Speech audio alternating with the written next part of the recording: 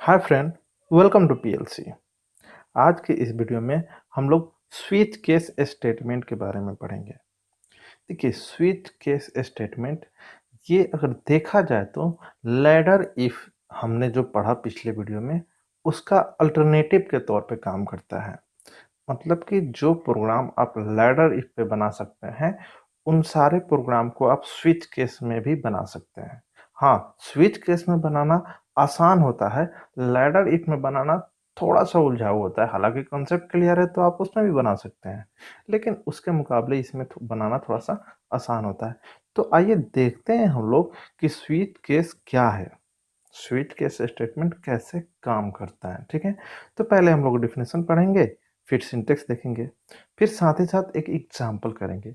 और एग्जाम्पल हम लोग वही करेंगे जो ऑलरेडी हम लोग लैडर इफ में बना चुके हैं। देखिए, ये एग्जाम्पल को कवर करेंगे इस वीडियो में, और ये जो एग्जाम्पल है आप लोग देख चुके होंगे लैडर इफ में। मैं इस एग्जाम्पल को सोल्व कर चुका हूँ।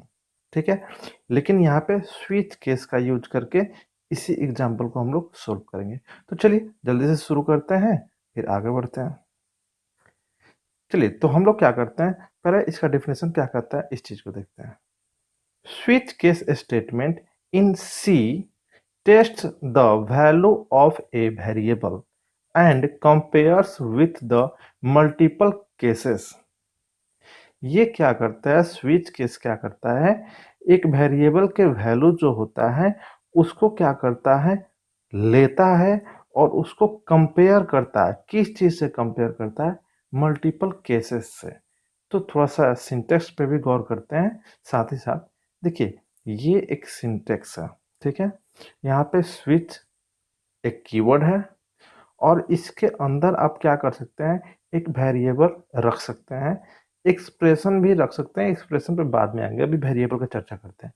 एक वेरिएबल आप इसमें रखिएगा। आपको पता है वेरिएबल में डाटा रहता है। ठीक है, तो वेरिएबल में जो वैल्यू होगा वो वैल्यू केस वाले वैल्यू से अगर मैच करता है तो इसमें इस ब्लॉक में जो जो आप काम दिए रहिएगा सब काम हो जाएगा। शर्त क्या है कि इस वेरिएबल में जो वैल्यू है वो केस वाले वैल्यू से मैच कर जाए। हो सकता है यहाँ मैच नहीं करेगा, तो देखिए एक केस यहाँ है, इसके वैल्यू से मैच कर जाए। हो सकता है यहाँ भी मैच ना करे, तो एक केस यहाँ है। तो इसी तरह क्या होता है कि मल्टीपल केसेस लगा के हम रखते हैं। मल्टीपल केसेस 2 3 4 या 10 12 जितना भी आप लगाना चाहें लगा सकते हैं। तो मल्टीपल केसेस में अगर यहाँ जो वेरिएबल में जो वैल्यू है, अगर यहाँ का वैल्यू सपोज कि यहाँ से अगर मैच कर जाता है तो ये सारे काम नहीं होंगे। काम कौन सा होगा, केवल यहाँ पे जो स्टेटमेंट दिया रहेगा, एक स्टेटमेंट, दो स्टेटमेंट या चार स्टेटमेंट, जितना भी स्टेटमेंट दिया रहेगा यहाँ पे, मतलब ये ब्रिक और ये केस के बीच में, वो सारे काम हो जाएंगे। ठीक है, तो यही बात डिफिनेशन करता है। ठीक है, चलिए देखते हैं फिर डिफिनेशन। तो डिफिनेशन अब समझ गया, ये क्या करता है, ये टेस्ट करता है एक वेरिएबल के वैल्यू को और उसको कंपेयर करता है किनके साथ, मल्टीपल केसेस के साथ। Once the case match is found, a block of statement associated with that particular case is executed. देखिए बात वही है, अगर मैच फाउंड हो जाता है, किसी केस से मैच कर जाता है, तो उस ब्लॉक का जो भी स्टेटमेंट होगा वो सब एग्जीक्यूट कर जाएगा, केवल उसी ब्लॉक का, मतलब उसी केस का। तो ये रहा डिफिनेशन और ये रहा सिंटेक्स। और हो सकता है अभी यहाँ पे आप पूरी तरह से नहीं समझ पाए हो, जैसे ही हम एक प्रोग्राम करेंगे, एक एग्जांपल करेंगे, वहाँ पे आपको पूरी तरह से समझ में आ जाएगा। देखिए यहाँ पे एक डिफॉल्ट है, थोड़ा सा हम इस पे भी चर्चा करते हैं। ठीक है, पहले इसको थोड़ा सा मिटा देते हैं, थोड़ा सा फ्रेश कर लेते हैं, ताकि फिर अगर कोई चीज़ मार्क करे तो आपको तुरंत दिख जाए।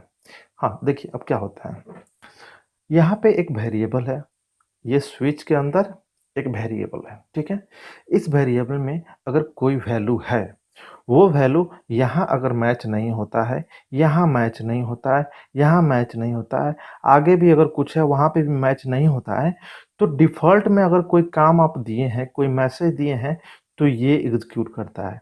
कब एग्जीक्यूट करता है? जब कोई केस ही मैच ना हो।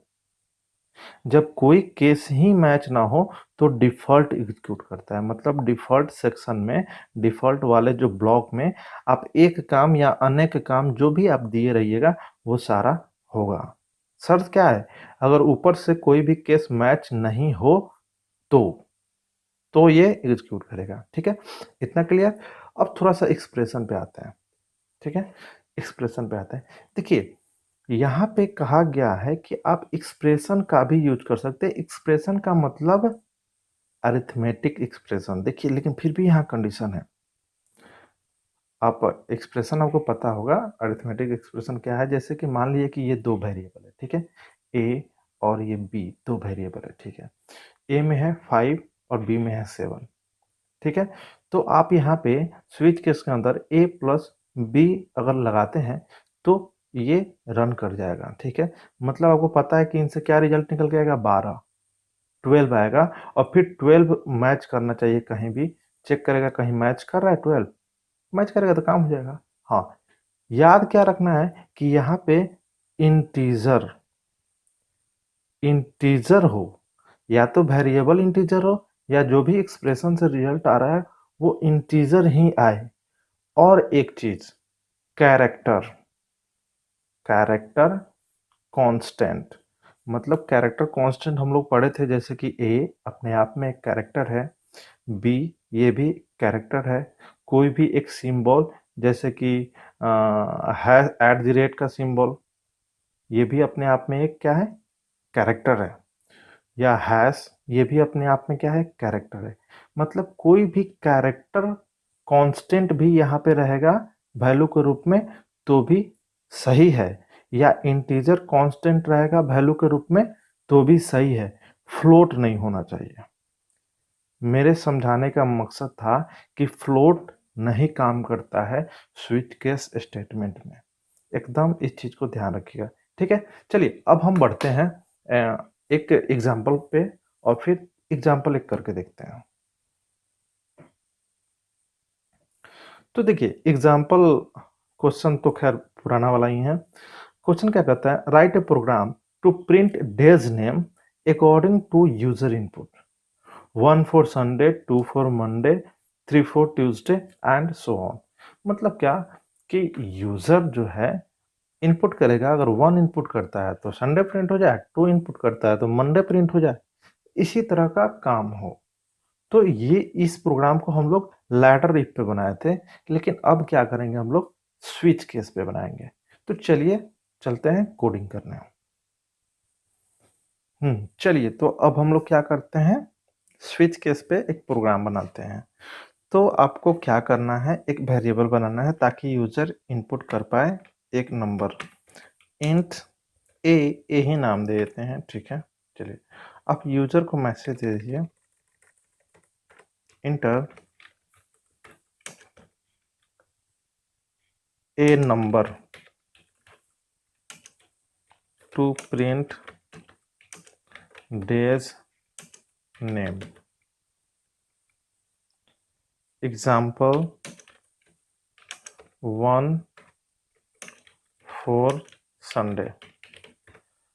इसी तरह पिछला बार भी हम लोग मैसेज दिए थे, ठीक उसी तरह से मैसेज दे दिए हैं। एक स्कैनएफ ले लेना है, स्कैनएफ में क्या करना है आपको पता है?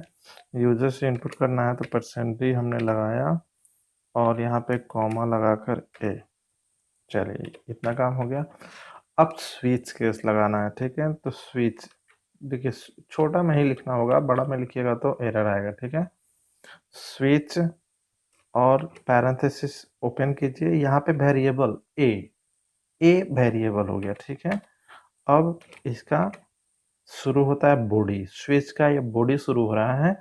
बॉडी में केस से शुरुआत कीजिए, केस 1। देखिए केस और स्पेस देकर लिखिए 1। 1 एक क्या हो गया? वैल्यू, और ये हो गया कोलोन। देखिएगा यहाँ पे ध्यान रखिएगा, केस और जो भी वैल्यू देना है स्पेस देकर वैल्यू दीजिएगा, जैसे कि हमने दिया 1 और फिर कोलोन। अब इंटर दबाया हमने और यहाँ पे प्रिंट एफ, हमको प्रिंट का काम करवाना है तो हमने प्रिंट एफ लिखा और लिखा संडे। ठीक है? प्रिंट का काम करवाना है, तो ये स्टेटमेंट के तौर पे हमने क्या दे दिया, प्रिंट एफ। अब यूज करेंगे ब्रिक। ब्रिक क्यों यूज करते हैं इस चीज को भी हम क्लियर कर देंगे। चलिए अब केस 2 देख रहे हैं ना, हम एक स्पेस दे रहे हैं, फिर कोलोन दे, वैल्यू देकर कोलोन दे रहे हैं। प्रिंट एफ, यहाँ पे क्या काम देना है हमको, अगर 2 हो तो मंडे, ठीक है। फिर केस 3 प्रिंट, हालांकि ब्रेक छूट गया, ब्रेक जरूरी है, ब्रेक मिस कीजिएगा तो थोड़ा सा प्रोग्राम पे इफेक्ट आएगा, और दिखाएंगे हम लास्ट में दिखाएंगे, पहले हम प्रॉपर कोडिंग अपना कर लेते हैं, ठीक है। प्रिंट एफ, प्रिंट एफ में क्या प्रिंट करना है हमको, ट्यूसडे, ठीक है। चलिए, और इसी तरह से अब आगे बढ़ना है। केस 7 देखिए, केस 7 में हमें क्या करना है, आखिरी वाला काम करना है, प्रिंट एफ, एक second, print F, print F में क्या प्रिंट कर देना है, सैटरडे, ठीक है, सैटरडे। ये हो गया, मतलब इतना काम हमको स्विच केस में करना था। और आखिरी में डिफॉल्ट एक रहता है, ठीक है ना, डिफॉल्ट आपको देना ही देना है, डिफॉल्ट अगर आप नहीं दीजिएगा तो फिर एरर आएगा, इसी के लिए आप इस चीज को नहीं भूलिएगा, डिफॉल्ट सेक्शन होना चाहिए, डिफॉल्ट कोलोन। अब यहाँ पे आप क्या कुछ भी काम कर सकते हैं, जैसे कि प्रिंटफ में ही एक मैसेज प्रिंट कर दीजिए, अगर वो 1 और 7 के बीच का कोई वैल्यू, या 1 7 नहीं प्रेस करके कोई दूसरा वैल्यू प्रेस करता है, तो ये एग्जीक्यूट करेगा और मैसेज जाएगा वहाँ पे। तो मैसेज आप क्या देना चाहते हैं, रॉन्ग एंट्री करके, क्या रॉन्ग एंट्री, यही मैसेज के तौर पे आएगा। चलिए, ये प्रोग्राम कंप्लीट हुआ। अब हम क्या करेंगे, मेरा यहाँ पे तो बंद हो ही जा रहा है, स्विच केस बंद हो जा रहा है। अब हमको कुछ नहीं करना है, बस इसको रन कराना है, ठीक है। तो चलिए रन कराते हैं। कहीं ना कहीं एरर है, देख रहे हैं, एरर एक आ रहा है। अब देखिए क्या एरर है, हो सकता है कहीं हमने कुछ मिस किया है, जैसे कि देखिए यहाँ एरर है, ठीक है, यहाँ पे एरर है। हालांकि उस समय हम जब टाइप किए तो ये टाइपिंग मिस्टेक है, उस समय हम ध्यान नहीं दे पाए होंगे, स्कैनर का स्पेलिंग ही गलत हो गया, ठीक है। चलिए, जो भी एरर था वो दूर हो चुका है, अब इसे रन करते हैं, ठीक है। चलिए, रन हो चुका है। आपसे क्या मांग रहा है, आपसे बोल रहा है इनपुट करने के लिए, तो इनपुट कीजिए। तो हम क्या करते हैं, 3 इनपुट करते हैं, ठीक है। देखते हैं आउटपुट क्या आता है, ट्यूसडे। तो देखिए, तो 3 क्या, और जो भी थर्ड केस है उसमें है ट्यूसडे, हाँ बेशक है, ठीक है। आप देख सकते हैं, ये हो गया केस थर्ड, और इसमें जो काम दिया गया करने के लिए वो ट्यूसडे प्रिंट करना था, ठीक है। तो काम कर रहा है, फिर एक बार और रन कराते हैं, पर दूसरा इनपुट देते हैं, ठीक है। इनपुट क्या देते हैं, 4, ठीक है, 4। देखिए, वेडनेसडे, ठीक है, वेडनेसडे है, तो इसका मतलब सही है, प्रोग्राम काम कर रहा है। तो आपने देखा कि कैसे इसी प्रोग्राम को हमने लैडर पे किया था, और यही प्रोग्राम स्विच केस पे कैसे बनता है। हाँ, एक चीज आपको बताते हैं कि ये ब्रिक क्या कर रहा है, यहाँ पे ब्रिक हमने क्यों लगाया। तो देखिए, इस चीज को समझाने के लिए हम क्या करते हैं, पहले यहाँ से थोड़ा सा इसको ऑन कर लेने दीजिए। इस चीज को समझने के लिए पहले हम ब्रिक्स हटाते हैं कहीं का, तब आपको पता चलेगा, ठीक है। तो ब्रिक जो अभी है हम यहाँ से हटा देते हैं, और फिर क्या करते हैं, ब्रिक यहाँ का भी हटा देते हैं, यहाँ का भी ब्रिक हटा देते हैं, 2 ब्रिक हटाते हैं, फिर पता चलेगा। चलिए देखिए, हमने क्या किया, थर्ड केस और फोर्थ केस से ब्रिक को हटा दिया है, ठीक है। और फिर प्रोग्राम को हम रन कराते हैं, प्रोग्राम को हम क्या करते हैं, फिर रन कराते हैं। तो चलिए, प्रोग्राम को अब रन कराते हैं, और फिर इनपुट देते हैं, 3 ही देते हैं। तो 3 हमने इनपुट दिया और एंटर किया। अब देखिए देखिए क्या प्रिंट हुआ, ट्यूसडे, वेडनेसडे, थर्सडे। मतलब ब्रेक तो लगा ही नहीं। कैसे हम लोग साइकिल मोटरसाइकिल चलाते हैं तो होता है ना कि हाँ यहाँ तक लाना है फिर वहां ब्रेक लगा देना है तुमको। अब ब्रेक नहीं लगाइएगा तो आगे तक भी चला जाता है। तो वही हाल यहाँ पे है क्या कि सबसे पहले कि ए एक वेरिएबल है, यूजर इसमें 3 दिया, ठीक है। तो यहाँ पे ए का यूज किया जा रहा है, मतलब यहाँ पे 3। अब ये 3 से मैच करेगा ना, तो यहाँ पे मैच नहीं हुआ। आगे बढ़ा, यहाँ पे मैच नहीं हुआ, ठीक है। तो फिर यहाँ से आगे बढ़ा केस 3, यहाँ पे मैच हो गया। तो मैच हो गया तो ये काम कर दिया।